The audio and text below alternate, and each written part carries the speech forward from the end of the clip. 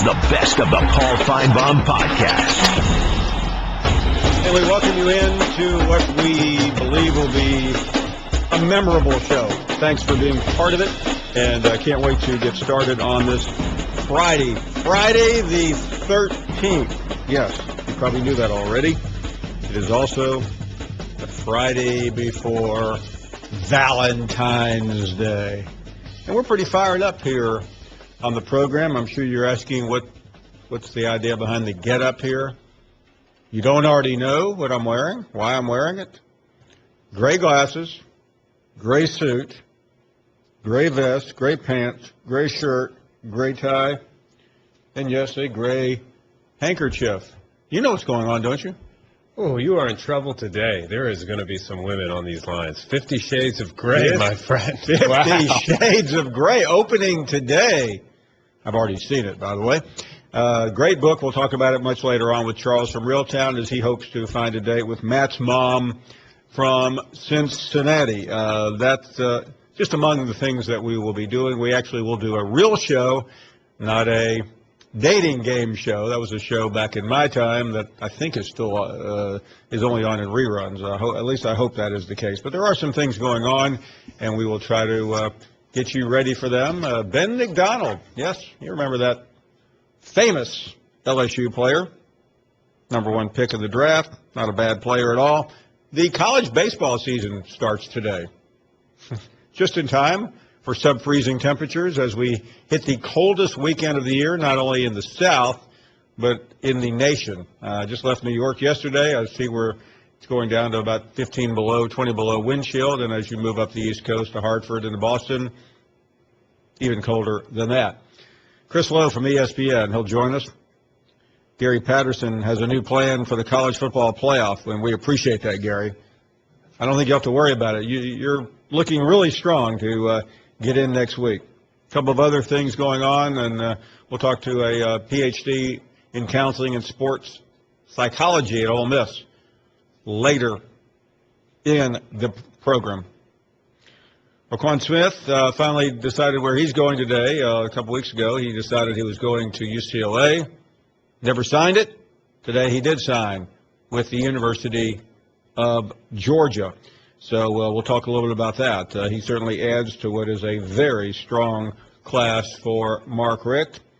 Other than that, Mike Slive has been named as the recipient of the FBA Champions Award, the commissioner who announced several months ago that he's stepping down next summer, will be honored in April in Nashville. A great honor there.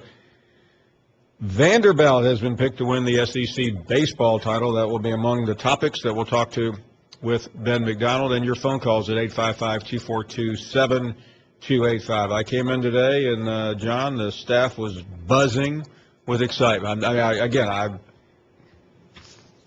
never seen them this excited. No, things got out of hand at our production meeting earlier this morning. We actually have a behind-the-scenes look for you coming up in a few minutes, but we had to keep our hard worker Bulldog Mike at bay earlier he's getting into the Valentine spirit a little too early, I think. Yeah, you'll see it because we taped the opening of the show, and I mean I've seen some of the great scenes in movie history. You go back to the 70s, the steamy scene from Last Tango in Paris with Marlon Brando. That's one of the steamy. This theme today. It was real. It rivaled Leo in Titanic. Yeah. I mean, I saw that look in Mike's eye. Yeah. A couple of other ones that come to mind, but I have not seen 50 Shades yet. But they looked like they went into the pink room. Anyway, we will get to your phone calls as well. We're definitely out of sorts, and I'm on a personal note. I try to have full disclosure here. In the era of Brian Williams, if I'm not off during the show or if I started acting erratically, it's because I'm being heavily medicated today. I had a coughing spell at the end of last night's show. I don't know what I picked up in New York, but I picked up something. I'm hoping to shed it. So if I act silly, it's only because It's Friday the 13th. Let's get the weekend started early. Well done. Just like a bunch of our viewers and listeners will be doing as well, so just join the party. Yeah, we'll take a couple of calls here and see what's on people's minds. Lance is in Tennessee. Lance, thank you for starting us off. I tell you, man, I got a Valentine story. It's a little sad, though. And, I had a little girl. She was born in 2005, hard. In 2006, I had to leave her mother, and she hadn't had a relationship with her mother since. Man, I've had full custody of her ever since, and it's kind of sad, man. I hate that wherever she is, if she's listening or whatever, we're thinking about it. But I got to tell you, man, I keep hearing all the time about Tennessee winning the East. I do think Tennessee's going to win 8 or 9 games, but, I mean, I just think so. But it's Jones' fault. I don't know why. I'm just not. Maybe it's because I'm a Gator, huh? You're a Gator, and there's a lot of Gator haters out there, apparently. I live in Tennessee, Fox. I mean, if you understood what I go through down here, I mean, every year they think, I mean, that's why I say they're naive. I mean, and can I make one quick basketball comment? I want to get your opinion on this. I heard, let's say Alabama needs to hire a new coach. Do you think Alabama could ever be good in basketball? Because I just think see big-time recruits coming to basketball in Alabama. I'm going to hang up and listen to you, Pop. Okay. Thank you for the call. That is a rather sad story. Not sure how to respond. That Hartjes, for those watching on television, that Hartjes is bigger than you can imagine. We had some really weird stories yesterday. Where even the great Smokey from Alabama called in and talked about his wife walking out on him. He's the one that had the heart attack 4 years ago and called the show from the ER. Nick is next in Georgia. Nick, thanks and good afternoon. Hey, Paul, how you doing? Doing great. All right. Roquan Smith. What's it going to do to National Signing Day? You know, he decided Georgia this morning. So if you originally he was going to UCLA, and that's a big pickup for Coach Rick. I think very big pickup. Well, how does this affect National Signing Day, national letters of intent? Because people are saying now that he set a precedent, almost like free agency to a degree. Well, yeah, I mean, I'm not sure I buy that completely. I mean, that was certainly something that people have been saying that it has changed, it's revolutionized. I don't think so. I don't think this is going to have any trickle-down effect or lasting effect on what happens in the future. Why do you think so many people believe that? Well, not signing the national letter, I mean, he basically, if something were to happen, I guess with the coaching staff or whatever, and he's unhappy with what's going on, he's got the freedom to come out of where he's going. I mean, he still, until he gets into school, he still has the option. If he wants to leave and go somewhere else, that option's on the table. I agree with you on that, but first of all, I don't know. I don't understand. I mean, I do understand that part of it. I don't understand why. Why anyone would do what he did today. Well, listen, I talked to a lot of high school coaches in the Middle Georgia area. I work for a radio station and cover that. But most of the high school coaches that I've spoken with said that they think he's done the right thing, that they're all for what he's done. He'll protect himself. Yeah. But Nick, his statement to Valentine's team, Paul. I mean, he had a tough breakup with UCLA. Mm-hmm. I mean, he got lied to. The defensive coordinator told him he was going to stay. Correct. He left. So now he's got a new fling with Georgia. He's just protecting himself. He's protecting himself. And if he signs the LOI, he's binded. Signing the financial aid papers means that he can actually get out of it if he wants to, up until April 1st. Yeah, and apparently Georgia will move up in the rankings, and that's all that matters, isn't it? The national rankings. Hey, thanks for the call. I really do appreciate it. Debbie is up next. Debbie in Alabama. Hi, Paul. Hey, Debbie. I'm so glad you're back, even though I enjoyed your guest. Yeah, no, I heard great things about both Dari. He was great. I enjoyed him, but there's nobody that can replace you. I don't know. I've been walking around the office today, and I kept hearing my name being whispered, like, "Hey, we really like those guys on Tuesday and Wednesday." And I saw them kind of peeling my name off a couple of letterheads today. That'll never happen. And happy Valentine's to John and you, especially. and Roll Tide. And that Roll Tide. 50 Shades of Grey and that little spoof you did just a while ago was hilarious. I mean, do you know how difficult it is to go through your closet and find only gray matter? Yeah. Because I'm a very colorful person. But you did great, and you looked mighty fine in it. Well, I feel good. You feel good. Well, You look good. You must feel good. You said you was on a lot of medicine. yeah, I feel great, man. I'm like, I'm just rocking away here. So Debbie, the night before Valentine's Day and all through the house. And all through the house. Not a creature is stirring.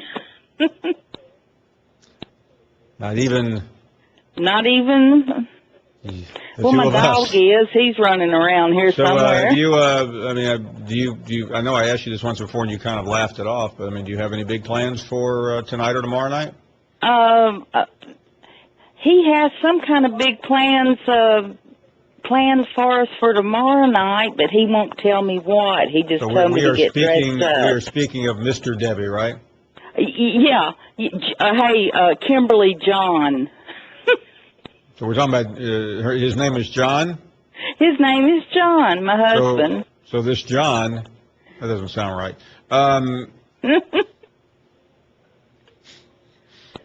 John and Kimberly. And you've been married how long, Kimberly? We've been married 21 years. Oh, my goodness. 21 years. How many of those have been good ones? About half? Yeah. Well, all of them have been pretty good. You know, everybody has their ups and downs. I've been married 24 years. 24? And see, me and you're the same age. Yeah, well, it took a while to get married. It took me a while, too. And you know what? I'm glad, not to get overly personal here, but had I been married earlier, I think there's a really good chance I would have been divorced earlier. I know. I wished I'd have went to Knoxville, Tennessee. I wished I went to Tennessee school. No, let me assure you, Debbie, you did not want to know me in college. I did not want to know. No, you wanted no Oh, part you of were me a in college. wild one, huh? Full head of hair. I was a rather dangerous soul. A rather dangerous character, huh? Yeah. Well, you sure have turned out to be such a scholar and a gentleman. Well, it took me a while to settle down. It took me... Well, do you have plans for Linda tomorrow night? Let me think of whether I can broadcast Oh, you it or can't not. say it over the air, though, if it's a surprise. Yeah, I'm sure she's watching right now. Oh, no, she probably hates me. I mean, right now she probably has a plastic glove on, and there's some guy. Never mind. No. You are something else. You make my afternoon. Yeah, I mean, she's like, yeah, it feels pretty good. It's all professional. Oh, I know you feel I don't feel good. anything You there. look You feel good. Go ahead and just, show your insurance card at the door. Show your insurance.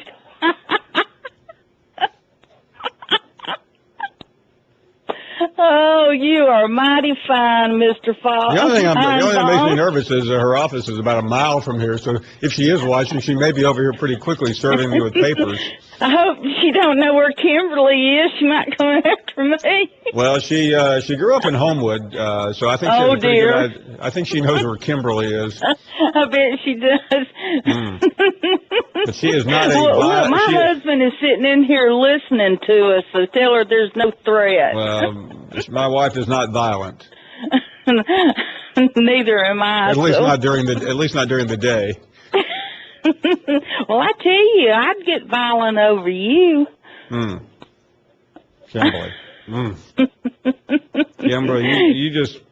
Y'all have a wonderful Valentine. By the way, I know the flight schedule. There are, let's see, there are 2 more flights to Birmingham out of here tonight, so don't tempt me.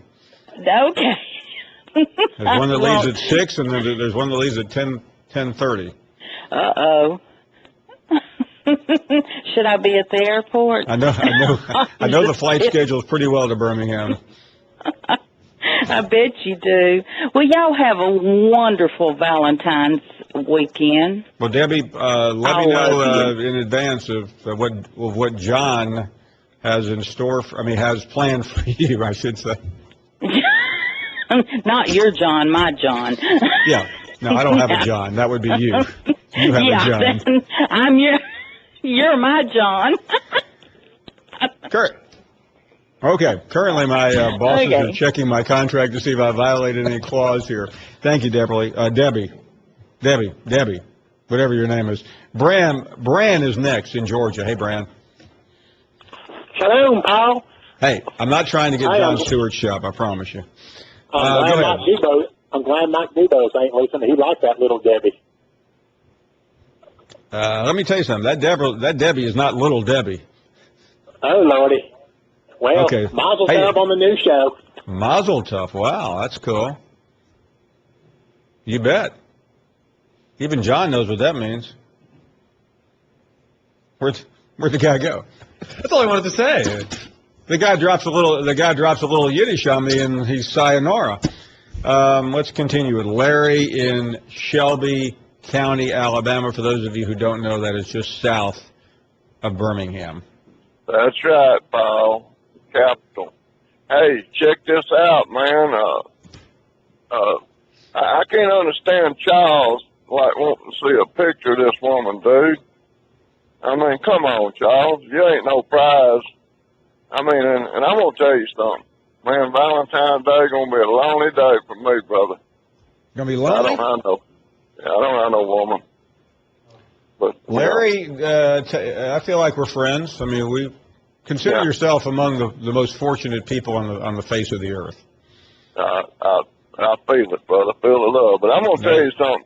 I have people look at me and say, "You don't look 66." And my head may not, but when I got out of that shy butt naked, hey, if I look in front of the mirror, I see 66, baby. I will tell you, Larry, the shower shot does not hide. No. And I'm going to tell you, when I put them blue jeans on, looks like a band of gypsies moved out of the ass into my drawer. I mean, brother, it's rough. And Charles got the same disease, no ass at all. And he wants to worry about the picture. Hey, man, as long as they ain't Is it possible to get Dari Noka back in here the rest of the show? As long as they ain't O-line size, Charles, hook them up.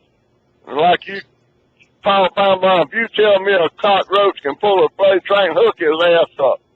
All you got to tell me when you talk to me, brother, I believe everything you say. And so do you think this gal's going to be a plug-in for Charles?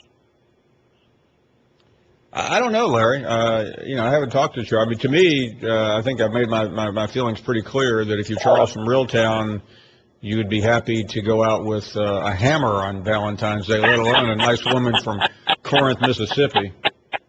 Hammer. Yeah. I want to tell you something. Charles needs to hit that guy real quick and look in the mirror and be grateful, brother. He's still walking around being able to date, son. I don't think Charles has a mirror at his house. Hey, thanks, Larry. Appreciate the call. We'll try to get this show back on track if it's possible. You've heard the phrase train wreck. You're watching it. This is the best of the Paul Finebaum podcast. Charles from Reeltown has said he wants to see Matt from Cincinnati's mom. She is 61. She's a pharmacist, a widow, and she lives in Corinth, Mississippi. Charles from Reeltown is next. Good afternoon, Charles. Good afternoon, Paul. I've been waiting all week to hear about this woman you're trying to get me a date with. She says it's Matt's mother, and she's 61 years old. I want to see a picture. Well, Charles, hold on one second. Since I wasn't here the other day, I want to talk to you mano a mano, Charles, okay? Yeah. You understand that, don't you? Yeah, I know it. I'm a man. You ain't. Correct. That is correct. Correct. Charles, why do you need to see a picture? I mean, why don't you just take Matt at face value that he's got a great mom and maybe you two could enjoy a pimento cheese sandwich together or something? No, that ain't what I do on Valentine's, Paul. Okay. What I do, I want to camp out here in Real Town. I want 2 tents. I put up 2 tents, and I'll buy some Vienna sausage, and onions and crackers, and we'll eat them. Did you say? We'll have some little bitty baby candy bars, you know, for our Valentine candy, and that's a great Valentine date. You can't beat that. Did you say Vienna sausage? Yeah. Crackers, cheese, onions, eat all that. Eat a couple of them little miniature Butterfinger candy bars for our Valentine candy. We'll eventually get sleep, and we'll go into our separate tents, but you know how that goes. Old Charles from Real Town, I'll be laying there, and that woman will be done come over there and snuck over there in my tent and be with me, because she'll be scared. He knows I'll protect her. I've always wanted to visit Vienna. What the heck are you talking about, you moron? I'm talking about Vienna sausage. You ain't never eaten none here, you big shot. You eat caviar. I eat Vienna sausage. Is that the same Vienna that's in Austria? Let me tell you something, idiot. I eat Vienna sausage. Sometimes potted meat. I can't eat steak like you. I'm a poor man. And I don't understand why all these women calling in here wanting to go with you when they could go with Charles from Real Town. They're always bragging on you at your phone and says to your feet. All you do, you got big ears, you got glasses, you're bald-headed. If you want to stand up, you look like a pencil. You ain't got no shape to you at all. And here Charles from Real Town's got everything. On a scale of 1 to 10, I'm a 10 plus. I got it all. I'm a man's man. I'm a woman's man. I'm it. I'm the total package. You are the total package, Charles. And I want a woman that's a total package. And it's been how long since you have been with a woman? I ain't going to answer that. That's personal. More than 2 years? I ain't going to answer. More than 3 years? I ain't going to answer. More than 10 years? That's my business. More than 20 years? Then that's my business. I ain't going to tell you. Okay. I'm getting kind of bored with all this. Are we going to show Charles a picture? Yeah, let's cut. This is a picture of Matt's mom in Corinth, Mississippi. Charles, you give Charles a couple of minutes to catch up because he's about 10 seconds behind. This is. I'm ready, man. I've been waiting on this all week. Is Matt's mom the one in the? I still don't see it. Matt's mom is pictured. She's in a white jacket and a red shirt next to a Christmas tree. Is that correct? She's got some TV babe behind her on television. I was confused for a minute. Wears glasses, a very, very nice-looking woman, very friendly-looking, very sweet-looking. Charles, have you been able to see the picture yet? I see that picture. Okay, what's the deal? I don't like that red sweater. That means she's a bam. I don't have nothing red. She's not a bam. She went, Charles. There's nothing red in my house. Charles, she went to Ole Miss. I don't care. She wears that ain't Ole Miss's colors are red and blue, aren't they? Alabama color. That ain't no work. Right there, that ain't no work. Paul, I kind of date younger women. Now, I ain't never been with a woman 61 years old, no way. Anyway, that woman get down here in Real Town, I won't never be able to get rid of her. Once you go country, you don't go back. And she'll have to understand that. Besides that, I ain't never been with no preacher's wife, and she'll think I'm a little, rough around the edges, and we wouldn't get along. I'd scare that woman to death. What was there about Mrs. Matt's mom that you didn't like, other than the sweater? And she's an Ole Miss fan, so red's a color, one of Ole Miss's colors. Well, I'll tell you what I liked about her, Paul. I think Larry from Shelby County or Jim from Tuscaloosa would like her better than I do. I'll put it that way. Ain't neither one of them got no date. I doubt old Jim from Tuscaloosa's ever had a date. He wouldn't know how to act. He's so ugly and a moron and an idiot, he wouldn't know how to go out with a woman. He needs a date, not Charles from Real Town. I can get all the dates I want. Charles. But I can't, if Straight Jacket's in, he's so ugly, he won't even put a picture up there. Where you know what? Put a picture Okay, of listen, Straight Jacket Charles. up there. I'm and not. First of what he all, looks number one, I'm not going to argue with you. If you don't want to date with the lady, then that's fine. Well, you picked out the wrong one. How about that in the control room that was Miss America or Miss Alabama or something? That's Miss more my Georgia. style, Paul. Charles, you act like we had about 30 women lined up on email this week for you. Reality check, she was the only one, Charles. That's the only one. Unfortunately, I can't believe yes. that. Charles, that's the only woman in America that was interested in. And by the way, Matt's mom didn't say she would get in a tent with you, eat Vienna sausage with you. She just said she would be willing to meet you. But Charles, you don't want any part of her, so. No. I want a woman to come down here in Real Town, and I'll show a good old Real Town Valentine's Day, and we'll have a good time. Okay, If she well, that's ain't good, part Charles. of that, I ain't Guess have what, nothing to do Charles? with her. Charles, Well, guess what? it was Straight Jacket Jim. Guess what you'll be doing tomorrow night? What? Nothing. I bet you I'll be doing something. No, you won't. Yes, I will. What are you going to be doing, Big Shot? Well, I mean, I'm not looking for a date on national television, Charles. You going to go out? Well, I ain't either. Y'all looking one for trying to get one for me. I ain't looking for one. I ain't got to have no woman. They all Okay, want me. Charles, but Charles, with all due respect, we're wasting our time. You're a loser. No, I ain't no loser. I'm a winner, Paul. Just like the Auburn Tigers. No, when it comes to women, I mean, we found a very nice lady for you who's a widow who would at least be willing to sit down and have a meal with you, and you're too good for her, so the word I would like to use, I can't use. Oh, where we going to have this meal at? You're done, Charles. You turned her down. I ain't completely. Where we going to have this meal at? I ain't going to fly up to wherever, Mississippi. Well, first of all, you can't fly to Corinth, but I ain't going to fly, period. I'm scared of flying. Okay. What else are you scared of, Charles? I ain't scared of women, I tell you that. Sounds like you're scared of love, Charles. Sounds like you're scared of a commitment. I told you I was picky. I got to have the right woman. Charles, you're afraid of love. You're going to end up lonely. You're going to end up a lonely old man in Reeltown, Alabama. Well, that's all right. I wind up. That's up to me where I want to be lonely or not. You're right. I can get any woman down here in Reeltown of Towers if I want them. Yeah, well, obviously you haven't. You told me a couple of days ago. It's been a long time, Charles, and I know what that means, Charles. So we're done. We're done with you, Charles. We're done, Charles. Charles, we are done.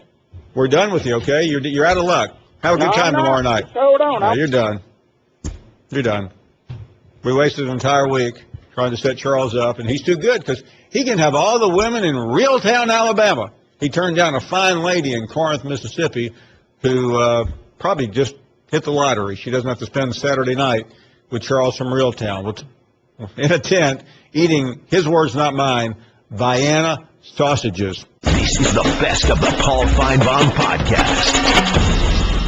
Marcus Spears back from the Big Apple, and he joins us on this Friday the 13th. The Big Swagu, what's going on?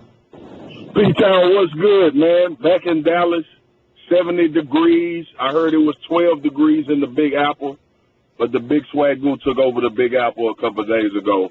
Yeah, for those for those who didn't know, Marcus and Tim, Joe, and I were up in New York. We had the great Bob Rauscher with us, and what was that experience like for you, meeting the best and the brightest of Madison Avenue? It was unbelievable, man. It was eye-opening. You know, like I said in some of those meetings, a kid from Baton Rouge, Louisiana, having the opportunity to do sales meetings in New York on Madison Avenue, that was a big deal for me. But to be quite honest with you, P-Town, I'm real good with my folks down here down south, man. I like the slow pace. I like having room to move around.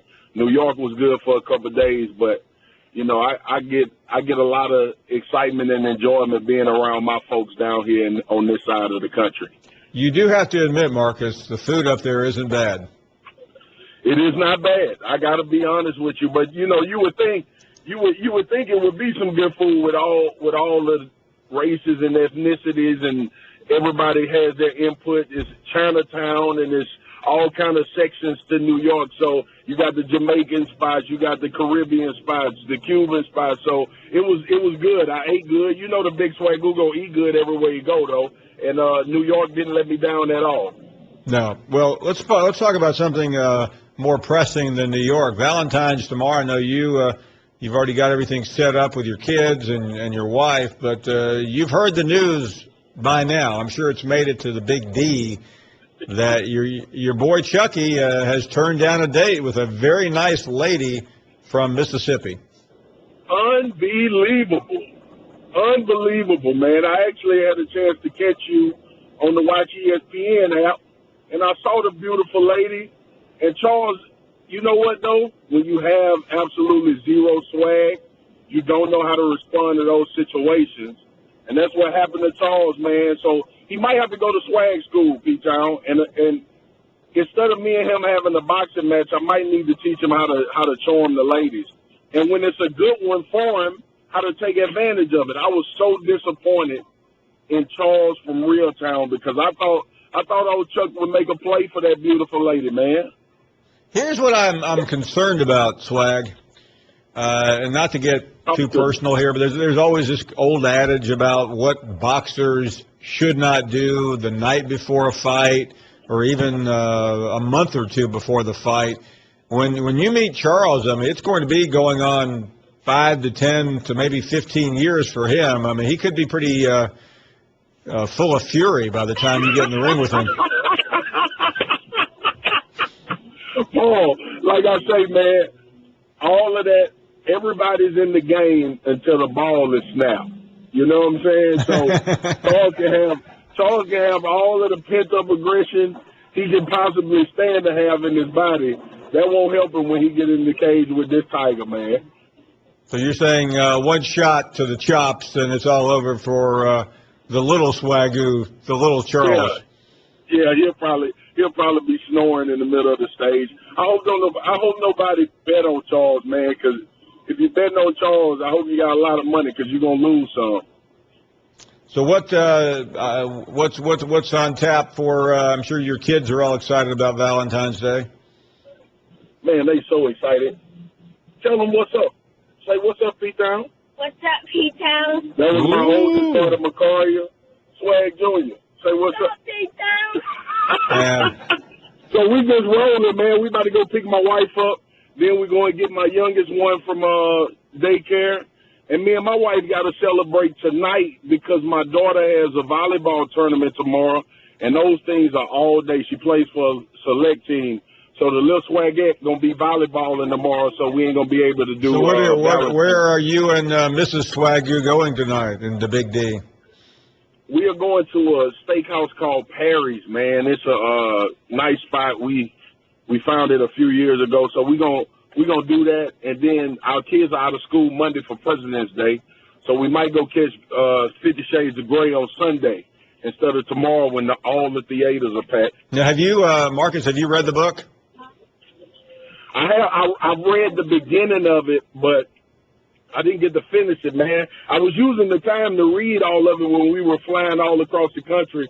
So I know the gist of the story, and some of the previews that they've shown for the movie, I've been able to kind of put them to the book. I mean, so you got to the point where Christian Grey takes his young friend into that little room in the back of his house, haven't you? Yeah. I got to that point where he took her into the private room that nobody ever goes in. Yeah, Anastasia.